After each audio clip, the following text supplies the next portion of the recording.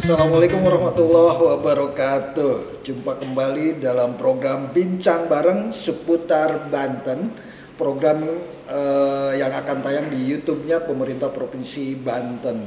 Warga sedulur Banten, kali ini Bincang Bareng seputar Banten akan mengambil tema revisi Undang-Undang Penyiaran untuk apa? Warga sedulur Banten, rancangan revisi Undang-Undang Penyiaran yang tengah dibahas telah menimbulkan perdebatan luas di publik. Di satu sisi ada kebutuhan untuk menyesuaikan regulasi dengan perkembangan teknologi dan media digital. Namun di sisi lain muncul kekhawatiran bahwa revisi ini justru bisa membatasi kebebasan berekspresi dan kerja jurnalistik.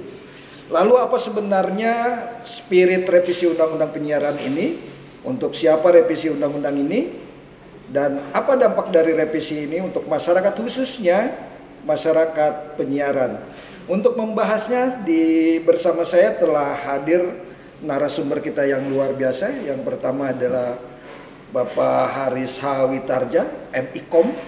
Assalamualaikum Pak Haris. Waalaikumsalam warahmatullahi wabarakatuh. Beliau ini adalah Ketua Komisi Penyiaran Indonesia Daerah Provinsi Banten, KPID. Di sampingnya ada Bapak Dr. Idi Dimyati, MIKOM. Assalamualaikum Pak Idi. Waalaikumsalam. Sehat Pak Idi? Alhamdulillah sehat. Masih sibuk-sibuk dengan analisis. Beliau ini adalah akademisi Untirta, pakar komunikasi dan media. Warga sedulur Banten, sebanten, menyikapi hal tadi, sebetulnya saya ingin dulu ke Pak Haris. Pak Haris, sebetulnya apa sih urgensi utama dari revisi Undang-Undang 32 tahun 2002 tentang penyiaran ini yang ya banyak diperdebatkan, bahkan banyak juga versi-versi yang dibahas gitu. Bagaimana Pak Haris? Terima kasih Pak Nana dan teman-teman semua.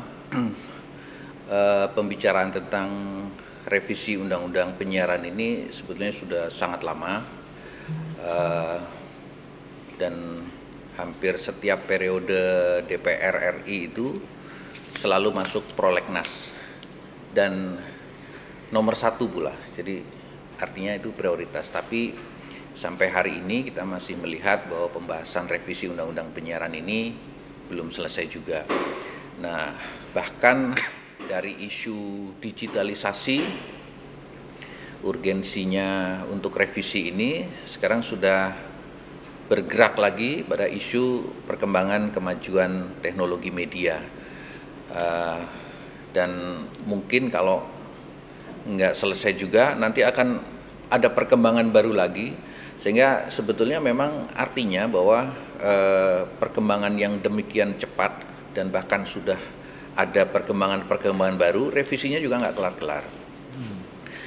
Nah, sebetulnya undang-undang itu kan bagian dari satu upaya kita sebagai bangsa dan sebagai negara menjalankan amanah pembukaan Undang-Undang Dasar 45 alinea keempat dalam rangka melindungi melindungi segenap bangsa Indonesia dan seluruh tumpah darah Indonesia. Dasar filosofisnya itu sebetulnya dari situ, sehingga sekarang ini isu ketahanan dan seterusnya itu juga akan sangat mengemuka. Dan sebetulnya ketahanan itu tidak hanya soal pangan, tapi juga ketahanan kebudayaan, ketahanan budaya masyarakat ini juga harus menjadi concern. Kaitannya apa dengan itu semua? Jadi upaya melindungi segenap tumpah darah Indonesia itu diantaranya juga melindungi sisi-sisi budaya kita. Media baru ini kan luar biasa. Nah, sekarang ini masyarakat tadi itu tidak ada perlindungan dari negara terhadap konten-konten atau eksistensi media-media yang ada sekarang ini, yang tidak semua bernuansa positif, banyak diantaranya negatif. Nah, kalau media penyiaran konvensional, ya saya nggak terlalu suka dibilang konvensional sebetulnya, tapi oke lah orang bicara begitu. Radio dan televisi dan semuanya itu sudah ada aturan yang jelas di Undang-Undang 32. Tapi sekarang praktek penyiaran itu tidak hanya Di terestrial. mencakup kegiatan siaran yang disebut orang konvensional itu. Media-media baru itu juga melakukan aktivitas atau praktek yang identik dengan kegiatan penyiaran dan itu tidak terjangkau oleh Undang-Undang 32 kalau kita mengacu pada definisi penyiaran pada Undang-Undang 32 yang melakukan kegiatan penyebarluasan pesan berupa suara dan gambar melalui pancaran. Nah, jadi itu tidak tercakup sehingga ini harus Artinya ada perluasan pengawasan. Ya, perlindungan seharusnya gitu. negara hadir dalam melindungi. Jadi tidak hanya masyarakat, tapi industri itu sendiri juga harus dilindungi. Dan para pelaku penyiaran juga harus terlindungi. Karena sekarang dengan tidak adanya atau tidak diaturnya praktek-praktek penyiaran dengan media baru itu terjadi ketidakadilan. Lembaga penyiaran diawasin siang malam, harus ngurus izin segala macam, harus bayar ini, IPP, ISR banyak sekali. Nah, TV juga mahal, radio juga mahal. Nah, yang ini nggak ada kewajiban-kewajiban. Banyak undang-undang. Betul. Dan iklannya masuk semua ke situ. Jadi itu equal playing field ini yang perlu negara ini hadir membuat aturan, buat regulasi, membuat ketentuan atau perundang-undangan yang menjamin kesamaan perlakuan dan juga sekaligus di dalamnya perlindungan baik kepada masyarakat maupun kepada pelaku penyiaran. Nah, itu Pak Idi sebagai pakar komunikasi dan media tentunya kalau mendengar tadi latar belakang ini, apa pendapat Pak Idi sebagai akademisi melihat perkembangan dari latar belakang yang revisi undang-undang penyiar ini yang disampaikan oleh KPID tadi? Oke, terima kasih Pak Nana juga teman-teman semua. Jadi diskusi tentang revisi undang-undang penyiaran ini kan sudah cukup lama sebenarnya. Dan background latar belakang baik itu filosofis maupun teknis termasuk juga mungkin keadilan dalam konteks bisnis itu juga sering menjadi wacana begitu yang melatar belakangi revisi undang-undang penyiaran ini. Yang saya lihat memang ya menjawab tantangan perkembangan teknologi informasi, ya Undang-Undang Penyiaran 32 tahun 2002 itu ya tidak sampai menjangkau ke sana. Kenapa? Karena undang-undang itu kan lahir di era sebelum era digital ya. Ya, jadi penyiaran zaman itu penyiaran terestrial begitu yang diatur. Sementara perkembangan teknologi tadi disampaikan juga oleh Mas Haris itu jauh lebih cepat ya. Ya bahkan boleh jadi sekarang kan ada perkembangan baru ya, AI dan sebagainya. Yang itu ya jangankan kita mengatur penyiaran yang menggunakan AI begitu, yang menggunakan teknologi internet digital begitu, itu pun juga belum bisa kita atur. Kenapa? Karena revisi undang-undang penyiaran ini tidak tuntas sampai ya beberapa periode DPR RI tadi disebutkan. Ya bahkan tahun 2008, 2010 itu sudah ada sebenarnya wacana untuk revisi undang-undang ini. Tapi dengan berbagai macam polemik ya selalu mentah begitu. Ya, jadi DPR RI berganti tapi tidak tuntas-tuntas. Ya, prinsipnya kalau misalkan perkembangan teknologi informasi khususnya internet ini tidak diantisipasi, memang banyak ya sisi-sisi negatif yang itu tidak bisa dijangkau oleh regulator. Ya, dalam hal ini ya tentu oleh KPI misalkan sebagai lembaga negara yang memiliki kewenangan untuk itu ya. Sehingga memang wacana revisi undang-undang penyiaran ini mau tidak mau harus eksekusi menurut saya, tentu dengan memperhatikan hak-hak baik itu hak warga negara ya melindungi masyarakat, jangan sampai kemudian seperti yang jadi perdebatan ya revisi undang-undang penyiaran ini justru istilahnya menjadi alat negara untuk membatasi kebebasan ya ekspresi ya warga negara, kreativitas, terus kemudian membatasi kebebasan pers dan seterusnya. Jadi fokusnya memang pada hal-hal yang selama ini menurut saya diperdebatkan itu yang harusnya dikelirkan. Ya, bukan kemudian ditunda begitu ya. Iya, enggak selesai bertahun-tahun begitu, bahkan beberapa dekade kan. Dari 2002 ya sampai hari ini artinya udah usia undang-undang ini kan udah lebih dari 20 tahun. Ya. Ya, artinya sudah saatnya revisi ini hemat saya segera dituntaskan begitu loh. Dengan berbagai macam pertimbangan yang tadi dijadikan polemik selama ini di tingkat masyarakat ya. Termasuk juga bahkan lembaga negara lain ya.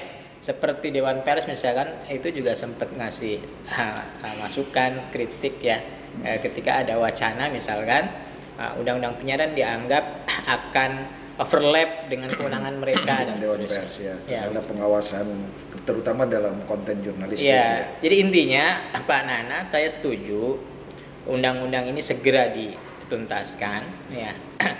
Tapi dengan catatan-catatan yang tadi ya, dituntaskan pula polemik yang ini dianggap akan istilahnya mengancam kebebasan masyarakat. Itu aja sih sebenarnya. Pak Haris, perlindungan pengawasan terhadap konten-konten media baru sebetulnya apa yang diharapkan ingin dicapai oleh KPI ini dari revisi undang-undang penyiaran?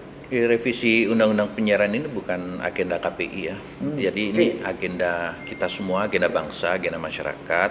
KPI sebagai salah satu stakeholder dalam konteks regulator penyiaran ini, saya kira juga berkepentingan terhadap perlindungan kepada masyarakat, perlindungan kepada industri penyiaran secara keseluruhan, baik industri penyiaran yang disebut konvensional maupun industri penyiaran yang media baru. Jadi dua-duanya harus mendapat perlindungan, mendapatkan jaminan baik dari aspek sosial, dari aspek bisnis, dan dari aspek kebebasan dalam berekspresi misalnya yang sudah banyak disinggung oleh orang. Saya kira sekarang kan faktanya memang dengan kekosongan regulasi pengaturan pada industri penyiaran yang tumbuh sebagai media baru dan seterusnya ini akan kita lihat dampaknya. Kita lihat dampaknya karena konten itu sedemikian rupa bebasnya, dan teman-teman konten kreator yang sudah melakukan kegiatan penyiaran dalam tanda petik melalui platform-platform yang ada itu mengkhawatirkan adanya pengekangan dan seterusnya. Justru dalam salah satu dialog saya sampaikan, jadi misalnya soal nanti siapa yang mengawasi, apakah jadi kewenangan KPI dan apapun, saya kira atau mungkin ada lembaga baru ya, jadi itu bukan kewenangan KPI ya, jadi itu kewenangan pembuat undang-undang, kewenangan legislatif. Tapi yang kita lihat kan persaingan di antara konten ini juga nggak sehat sebenarnya. Ya. Misalnya yang hanya berorientasi pada viewer, berorientasi pada pendapatan, itu sering juga lupa batasan dan tanggung jawab sosialnya. Betul. Bahkan konten-konten receh, konten-konten porno, konten-konten yang tidak mendidik itu seringkali lebih cepat mendapatkan viewer. Sementara teman-teman yang punya kreativitas, edukatif, konten-konten apa, itu kan nggak terlindungi. Justru pada ruang-ruang itu sebenarnya mestinya negara hadir memberi perlindungan pada mereka-mereka yang menggunakan kreativitas, menggunakan misi edukasi, menyampaikan konten-konten yang baik, itu harus dilindungi supaya tidak kalah dengan konten-konten ya seperti itu gitu. Pak Edi, kalau melihat tadi, mendengar tadi apa yang disampaikan oleh Pak Haris, apakah ini revisi undang-undang penyiaran ini merupakan sebuah kebutuhan atau memang menjadi resiko lain? Saya pikir kebutuhan ya. Artinya kalau ditanya apakah ini bangsa kita ini butuh undang-undang penyiaran yang lebih disempurnakan mengikuti perkembangan era begitu. Saya pikir butuh. Ada kekosongan aturan tadi disampaikan untuk menjangkau atau untuk mengatur berbagai macam kegiatan penyiaran dalam tanda petik di dunia internet khususnya ya, di media baru yang memang selama ini bebas ya. Bebas dalam tanda petik hampir tidak ada batasan begitu loh. Ya, sehingga undang-undang penyiaran ini diperlukan untuk mengatur itu. Cuma kemudian yang menjadi polemik adalah apakah ini tidak menjadi semacam pisau bermata dua untuk kemudian mengekang kebebasan berekspresi ya sebagaimana kita kekhawatiran sebagai kalangan kan juga takut seperti yang lalu-lalu gitu. Ya kan kita punya trauma sejarah lah ya begitu kan, sehingga ketika ada misalkan pasal-pasal yang dimungkinkan itu pasalnya dianggap karet ya bisa dipakai untuk kemudian mengekang kebebasan berekspresi begitu ya. Ya, itu menjadi sensitif lah begitu. Jadi harus ada jaminan memang ya di pasal-pasal itu jangan sampai kemudian punya potensi untuk mengekang kebebasan publik ya untuk berekspresi, kebebasan media untuk kemudian misalkan melakukan kegiatan jurnalisme. Tentu saja kan kegiatan jurnalistik itu juga harus bertanggung jawab ya. Betul. Ya, nah ini juga berkaitan ya, mumpung ngomongin tentang jurnalisme.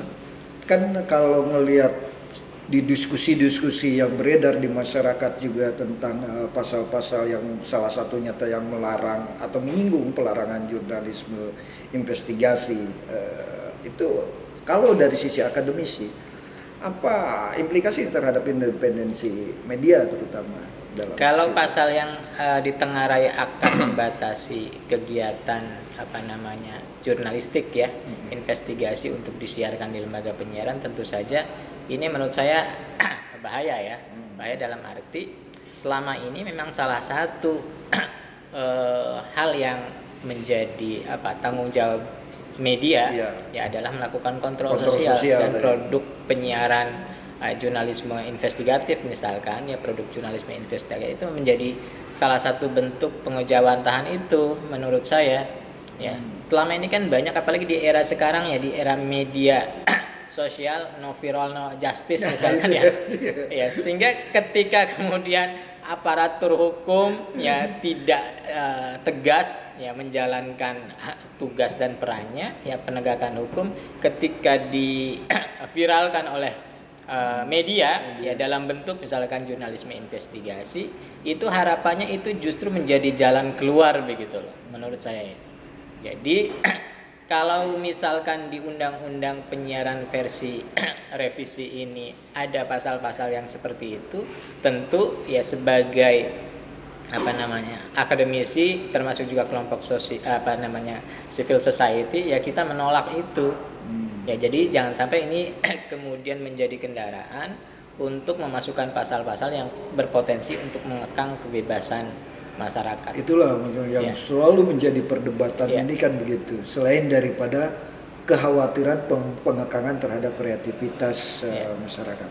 Nah, kalau dari KPI sebagai orang yang bergelut dalam dunia penyiaran, yang selama ini kan KPI itu bukan hanya soal pengawasan kan, soal pembangun ekonomi media dan sebagainya. Nah, bagaimana menanggapi kritik tersebut?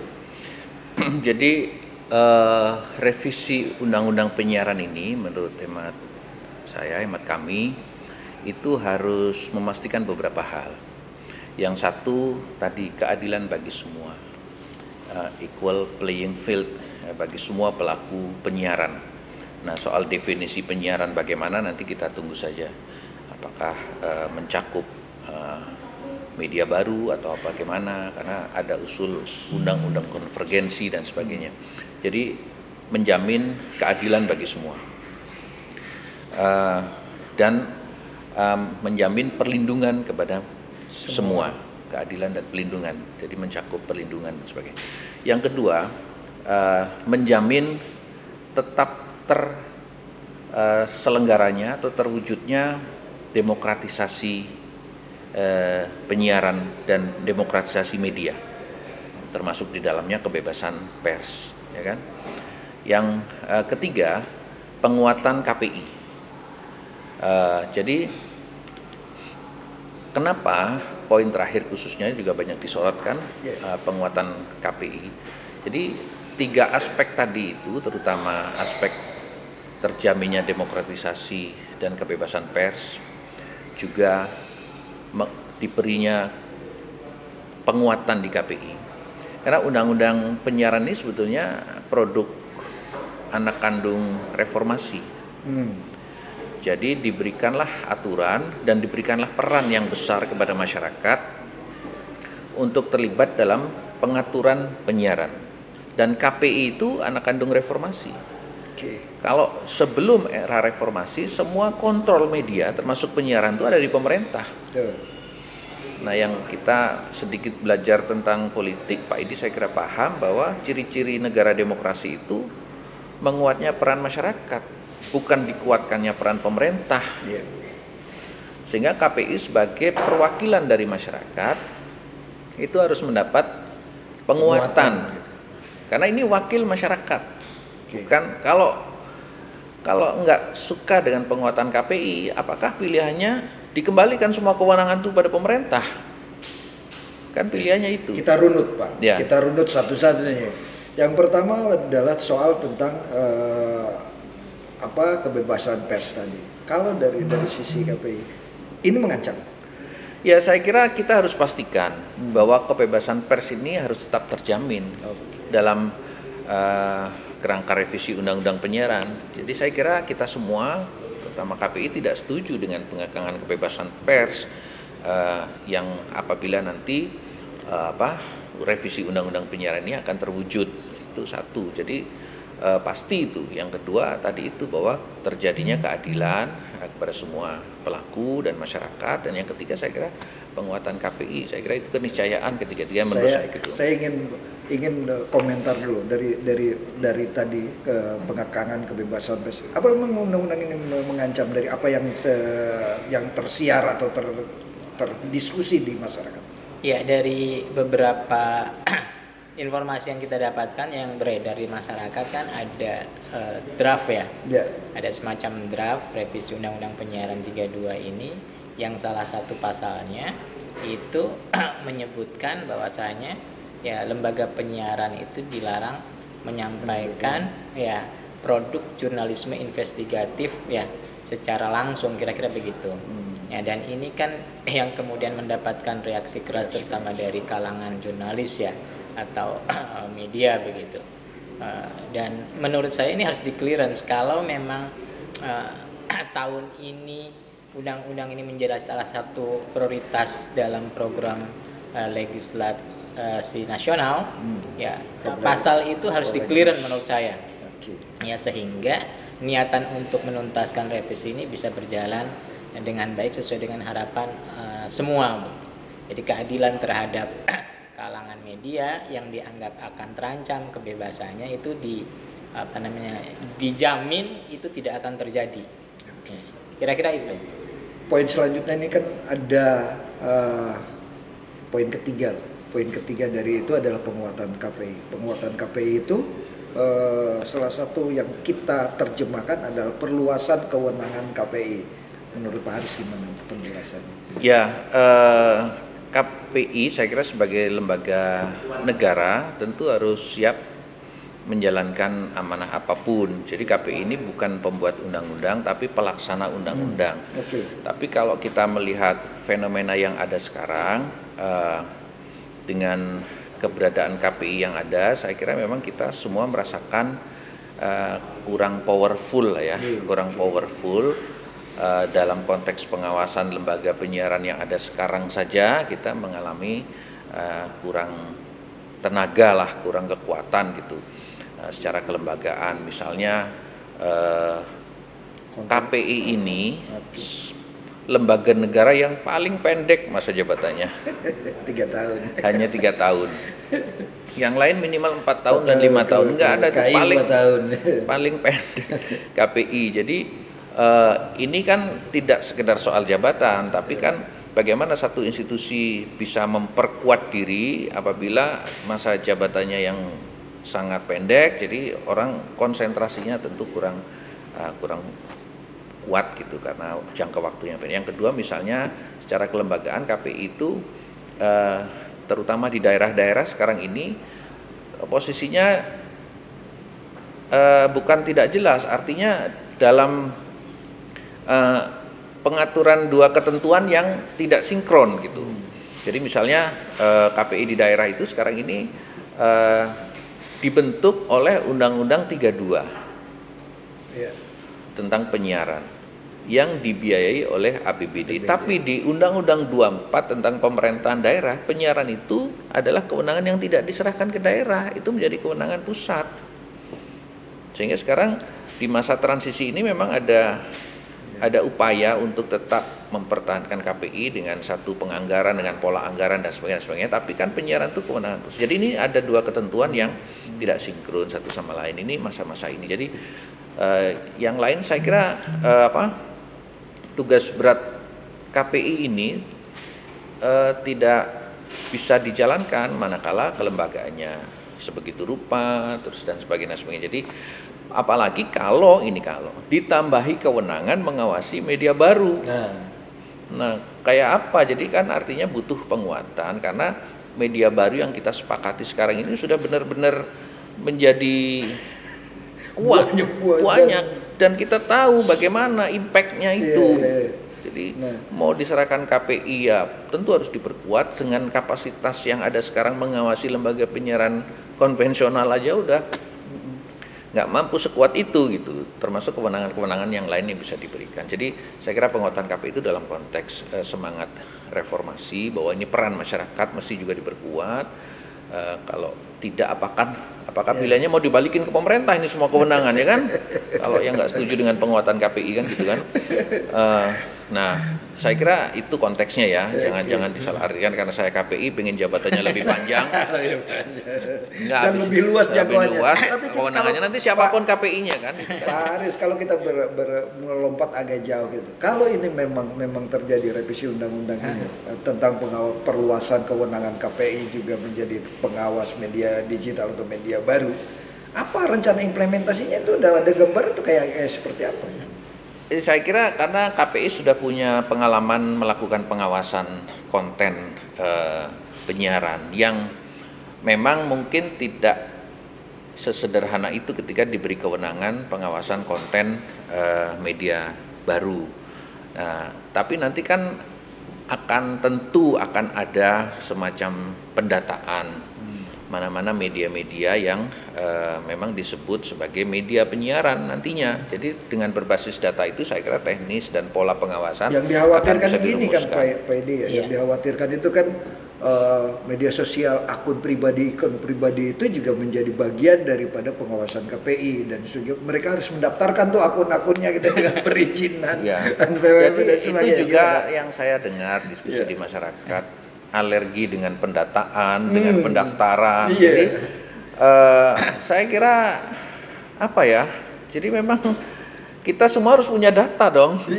Kita semua harus punya data dong. Betul. Di Republik Indonesia ini ada berapa akun dan akun ini dibentuk oleh satu badan hukum, oleh pribadi dan sebagainya. Dan pada ujungnya nanti mereka juga mempunyai hak-hak. Tidak hanya kewajiban, mempunyai hak-hak yang harus dipastikan melalui basis data yang ada itu. Jadi kita ini LSM juga semua daftar kok. Media cetak juga semua harus terdaftar kok, ya kan? Kenapa itu? Jadi itu saya kira untuk memastikan hak dan kewajiban sekaligus para pihak. Menurut saya, jadi ini tidak mendahului draft dan pelaksanaan di konteks penyiaran ini. Saya kira menurut saya itu wajar lah pendaftaran akun dan seterusnya itu dalam konteks memastikan semua pihak mendapatkan haknya gitu. Kalau Pak Edi mendengar ini apa pendapatnya? Tadi kan sempat disampaikan kalau sementara ini KPI merasa powerless ya. Ya. Kira-kira begitu kan? Beda zaman Pak Edi dulu ya. ya cuma kemudian perlu juga dicatat jangan sampai satu lembaga itu memiliki kewenangan terlalu besar juga. Betul. Ya jadi powerful, ya jadi super body begitu. Jadi tetap harus ada keseimbangan. Ya di beberapa diskusi terkait dengan polemik revisi ini kan salah satunya juga misalkan kewenangan antar lembaga yang sebenarnya sudah ada ya, yang eksis misalkan Dewan Pers ya untuk kasus-kasus sengketa informasi ada KI begitu kan, untuk pelanggaran pers atau yang lain itu ada Dewan Pers, termasuk ada juga undang-undang ITE yang mengatur itu.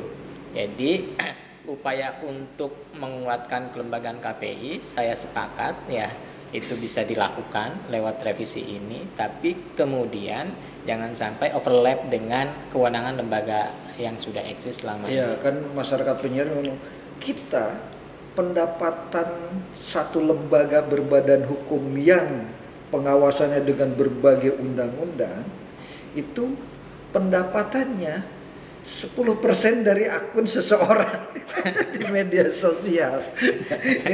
Ini kan menjadi ketidakadilan yang luar biasa juga gitu dalam satu sisi, tapi di sisi lain orang menjadi juga ketakutan dalam hal-hal itu. Itu yang mungkin resiko-resiko yang ketika ada itu, ketika revisi Undang-Undang 32 2002 Kita tuh ada ya, resiko itu tetap ada, menurut saya potensinya tetap ada. Ya, yang menjadi khawatir kan para YouTuber dan sebagainya itu kan, itu mereka istilahnya akan diawasi 24 jam oleh KPI katakan begitu ya, jika undang-undang diketok seperti versi yang selama ini dipolemikan begitu. Tentu saja ini ya harus diatur sedemikian rupa sehingga ya kebebasan berekspresi tetap tumbuh tanpa kemudian merugikan juga kepentingan publik yang lebih luas. Tadi disebutkan banyak sekali tayangan-tayangan di media baru di dunia digital yang sebenarnya itu juga merugikan dalam tanda petik ya publik secara luas.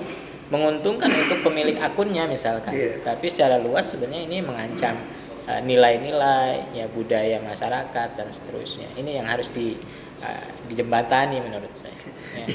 Harus. Kalau dulu kan akun-akun media sosial atau media baru itu lebih pada VOD kan. Sekarang juga kan mereka bisa live di berbagai. Nah, kalau memang ternyata nanti KPI masuk pada ranah itu menjadi bagian yang luar biasa itu. Mereka bisa bersiaran tengah malam dan juga secara live. Ya, kalau kita lihat praktek yang sudah berjalan itu kan sudah itu kegiatan penyiaran. Penyampaian pesan berupa gambar dan suara yang bisa diterima secara luas, serentak dan seterusnya. Cuman mediumnya memang tidak disebutkan di Undang-Undang 32 karena Undang-Undang 32 melalui pancaran gelombang elektromagnetik, radio dan sebagainya. Nah, tapi prakteknya itu dengan kemajuan teknologi yang sekarang ada itu sudah bisa melakukan kegiatan penyiaran, tinggal didefinisi nanti di penyiaran itu di undang-undang atau revisi undang-undang itu akan mencakup itu atau bagaimana. Nah, saya kira menurut pendapat saya memang itu sudah termasuk kegiatan penyiaran.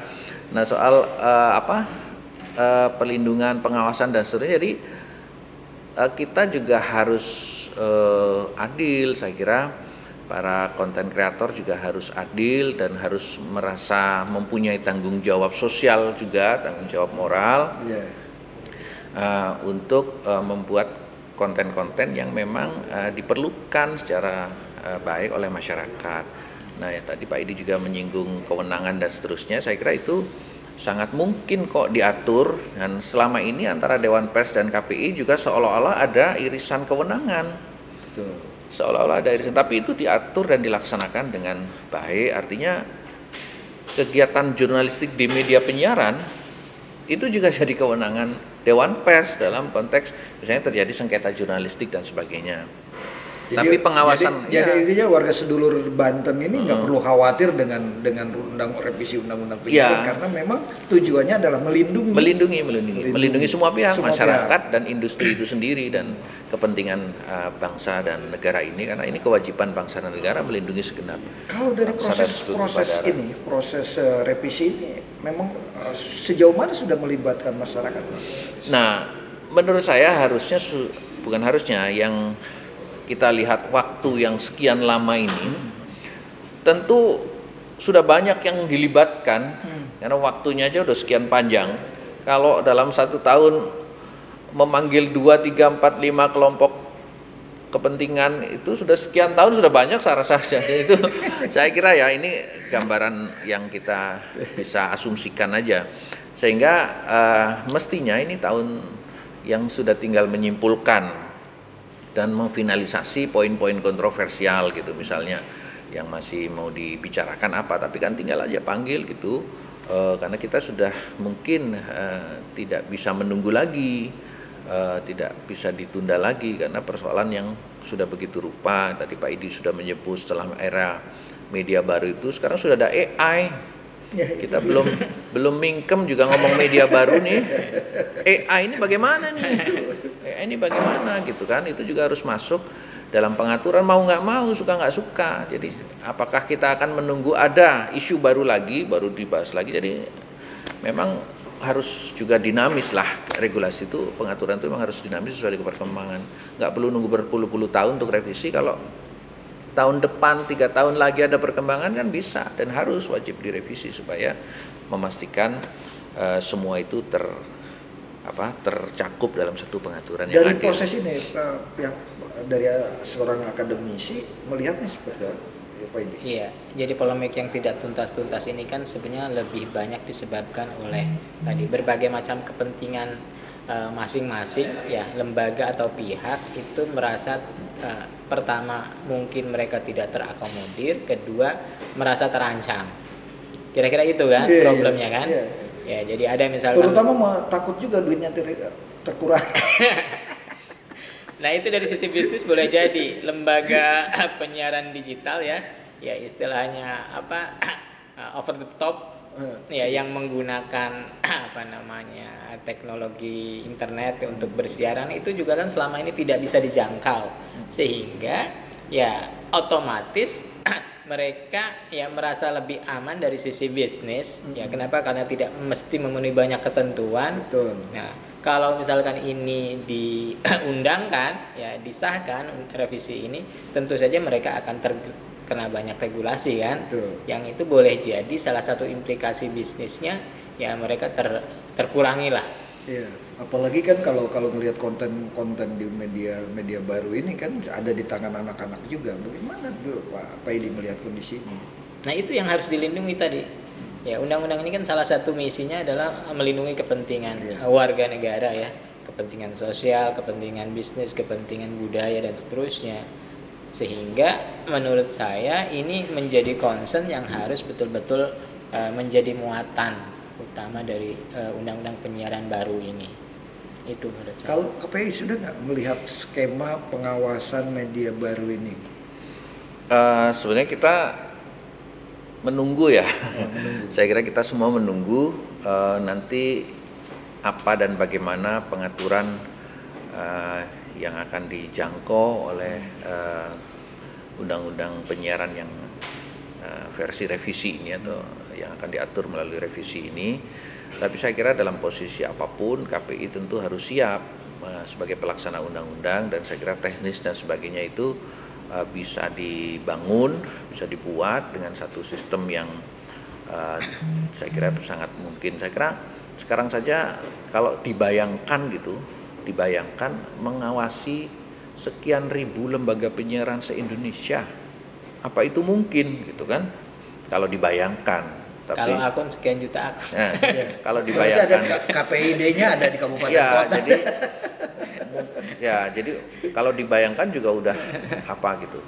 Nah, tapi kan pekerjaan itu bisa dibuat by system ya kan. Nanti media baru atau apapun yang akan dimasukkan dalam kewajiban KPI, saya kira itu akan sangat mungkin juga dilakukan. Kira itu sesuatu yang tidak mungkin tidak bisa dilakukan gitu. Dalam pembahasan ini kalau dari Pak Idi melihat partisipasi masyarakat dilibatkan sejauh mana?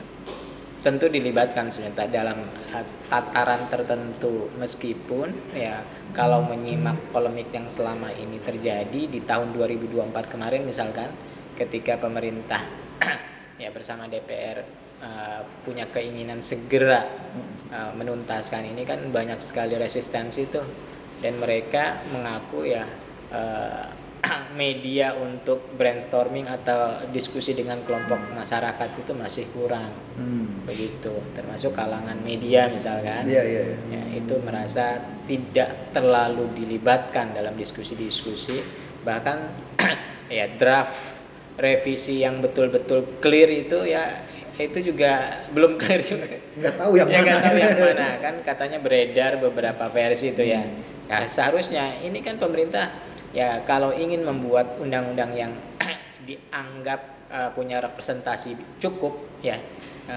bagi kepentingan publik, ya publik dilibatkan secara maksimal.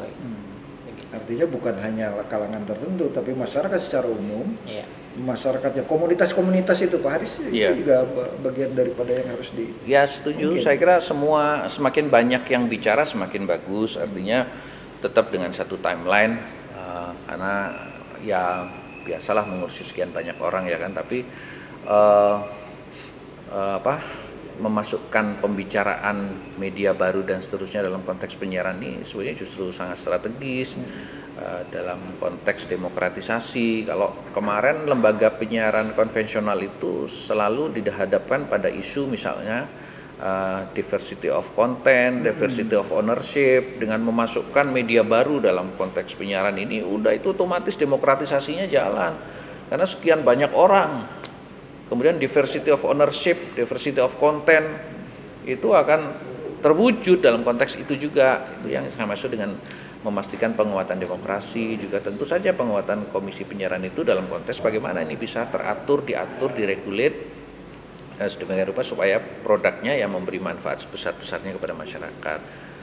Ya, itu. Memang dari teman-teman masyarakat penyiaran juga melihat bahwa revisi ini dalam satu sisi adalah bagian keadilan terhadap beban-beban yang diterima dan pengawasan yang aturan-aturan yang dipakai oleh media penyiaran. Tapi di sisi lain juga kan ada kekhawatiran dengan beredarnya draft-draft yang salah satunya adalah tentang keberlangsungan demokratisasi, tentang bagaimana pengawasan kontrol sosial. Menurut Pak Idi, kalau ini revisi undang-undang penyiaran berjalan seperti baik dari sisi draft maupun dari sisi tata caranya berjalan seperti sekarang, apa risikonya? Ya risikonya hasilnya tidak akan sesuai dengan apa yang diharapkan, bahwasanya undang-undang ini bisa equal atau bisa adil terhadap semua kepentingan masyarakat, kira-kira begitu. Jadi masyarakat kenapa misalkan cenderung negative thinking ya? Kenapa beberapa kasus undang-undang kan disahkan dengan cara yang tidak cukup demokratis lah dalam akhirnya digugat lagi. Ya digugat lagi kan di judicial review. Banyak kan undang-undang revisi undang-undang TNI dan seterusnya itu kan jadi contoh mungkin ya, yang itu membuat masyarakat sipil ya kemudian tidak ingin terjadi di kasus revisi undang-undang penyiaran. Jadi mereka belajar lah dari banyak revisi undang-undang yang lain. Itu yang mungkin menjadi background menurut saya. Kalau melihat nih kita turun, itu kan kalau kita melihat secara keseluruhan, secara umum bagaimana revisi undang-undang dan perdebatan di masyarakat secara nasional. Kalau di Banten sendiri, kalau Pak Haris melihat itu diskusi-diskusi dengan teman-teman lembaga penyiaran maupun dengan masyarakat umum seperti apa? Tanggapan terhadap revisi undang-undang 3. Ya, salah satu yang bisa kita ambil case-nya kan ketika Dewan Pers menolak revisi undang-undang penyiaran yang berangkat dari satu poin tentang ancaman terhadap kebebasan pers, dan kemudian di bawah ini juga tergerak gitu ya, tergerak gitu dan sebagainya. Nah, tapi saya kira itu juga jadi momen bagi kita untuk mempelajari lebih jauh. Jadi teman-teman di Banten juga saya ajak kemarin dalam satu dialog, yuk baca dong draftnya, yuk baca, ayo kita diskusi. Jadi saya kira itu jadi momen juga untuk kita mendiskusikan satu format, satu bentuk, dan satu aspirasi-aspirasi yang ingin disampaikan. Dan saya kira menurut saya sih tinggal poin itu sih menurut saya, tinggal poin itu yang krusial. Dan poin itu apa tuh? Ya yang kalau dari kalangan pers kan soal kekhawatiran ancaman terhadap kebebasan pers kan. Ya. Dan karena ini sudah berjalan sekian lama, saya kira sudah mengerucut pada beberapa poin yang diperdebatkan itu. Kemudian bagaimana pola pengawasan dan pengaturan terhadap media baru kan itu kan. Ada YouTuber yang ngomong, nanti bayangin kita harus melaporkan, harus ini KPI yang mengawasi, lalu KPI-nya apa iya gini itu kan. Tahu dia bagaimana iya, kita jadi, dapat izin itu berapa tahun. Makanya jadi saya kira suara itu sudah diletupkan, sudah terkanalisasi lah ya istilahnya. Menurut saya sih lama-lama orang harus ngerti juga gitu, harus belajar juga, jangan bicara tapi nggak baca draftnya dan nggak baca semangatnya, nggak mengerti semangatnya. Nah lama-lama tapi harusnya sudah mulai setelah bicara itu mungkin mikir juga gitu. Oh iya ya ternyata ini ya gitu, mudah-mudahan sehingga dalam tahun ini sih kita berharap mudah-mudahan ada langkah maju dari pembahasan ini karena juga saya kira pemerintah sekarang terlihat pengen menuntaskan beberapa hal gitu dan ini sudah lama banget, apalagi ini kalau menurut saya juga berkait dengan isu ketahanan budaya, ketahanan masyarakat dan seterusnya yang menjadi concern saya. Kok berharap atau bahkan berkeyakinan mudah-mudahan tahun ini bisa selesai setelah sekian lama dan begitu rupa prosesnya, apalagi itu yang mau didiskusikan kan, apalagi harusnya udah selesai gitu, selesai. Kalau dari sisi ilmiah, dari akademisi melihat diskusi tentang rencana revisi ini di Banten khususnya ini seperti apa? Kalau di Banten saya pikir ngikutin dinamika di nasional ya. Ya kita kan dekat dengan Jakarta sehingga kemudian ketika ada tadi resistensi dari kalangan pers, kalangan masyarakat sipil juga mereka akhirnya entah tahu atau tidak ya basis argumentasinya mereka ikut menolak misalkan begitu kan. Jadi dinamikanya seperti itu yang saya amati di Banten. Ya yang paling penting adalah bagaimana kita paham sebagai warga negara apa yang sedang diproses dalam konteks revisi undang-undang penyiaran ini dan kita memastikan agar masyarakat ya tetap mendapatkan ruang kebebasan begitu dalam berekspresi, berekreativitas, kontrol sosial kan karena kan terutama ya media penyiaran yang tadi istilah saya juga terganggu tuh disebut konvensional tapi karena alat-alatnya juga kan udah digital semua kan semua dan bisa mengakses apapun yang bisa dilakukan. Nah kondisi sekarang ini kan yang paling utama teman-teman di para jurnalis adalah kan kita ada fungsi bukan hanya fungsi informasi tapi kontrol sosial itu kan. Kontrol sosial ini yang menjadi bagian yang selalu menjadi pembahasan yang paling kencang kan di situ. Nah, Pak Aris bagaimana KPI bisa menjamin tuh bahwa ya kita lihat praktek pengawasan oleh KPI kan memang tidak menjangkau pada substansi kontennya kan. Misalnya lu mau kritik apa silahkan, tapi yang diatur kan pedoman apa yang dibuat itu kan pedoman perilaku penyiaran dan standar program siarannya. Jadi misalnya proses produksinya nggak boleh diam-diam memasang mic atau kamera untuk hal-hal yang bersifat privat. Itu kan diatur. Tapi kalau umpama menyangkut terus tidak boleh mengekspos kegiatan yang tidak berkaitan dengan kepentingan publik, ya kan? Jadi kepentingan publik itu apa? Yang menggunakan anggaran negara, yang menyangkut tindak pidana dan sebagainya misalnya, yang gitu-gitu kan yang diatur itu kan tidak akan menjangkau pada aspek-aspek konten yang berpotensi melanggar kebebasan pers. Misalnya apalagi itu dalam konteks jurnalistik, dalam konteks hiburan juga sama. Jadi supaya terjamin adanya perlindungan kepada masyarakat terhadap konten baik berupa gambar maupun suara yang tidak sesuai dengan nilai-nilai. Jadi pengawasan itu lebih pada menjaga menjaga norma, menjaga standar etik bagi media dan sebagainya supaya tidak melampaui itu. Nah, tapi soal konten kan KPI tidak masuk pada wilayah. Kamu nggak boleh nyarin berita tentang X, tentang kasus ini kan nggak begitu. Jadi saya kira itu termasuk termasuk sinetron, nggak boleh menceritakan ini silakan aja. Tapi kan dalam proses penyajian gambar, dalam proses produksi dan sebagainya itu ada pedomannya, ada standarnya. Jadi seperti itu. Jadi saya kira ke depan soal media baru mestinya juga akan seperti itu polanya. Jadi misalnya kalau yang porno ya udahlah jangan, kan pasti itu melanggar etik dan segala macam gitu. Yang paling penting kan itu kan keadilan, perlindungan dan penguatan. Itu kan titik utamanya. Utamanya. Iya, saya kira itu. Kan kalau data tentang lembaga penyiaran tuh KPI lengkap lah urusan itu. Lembaga penyiaran yang berizin maupun yang sedang berproses izin gitu kan. Ya.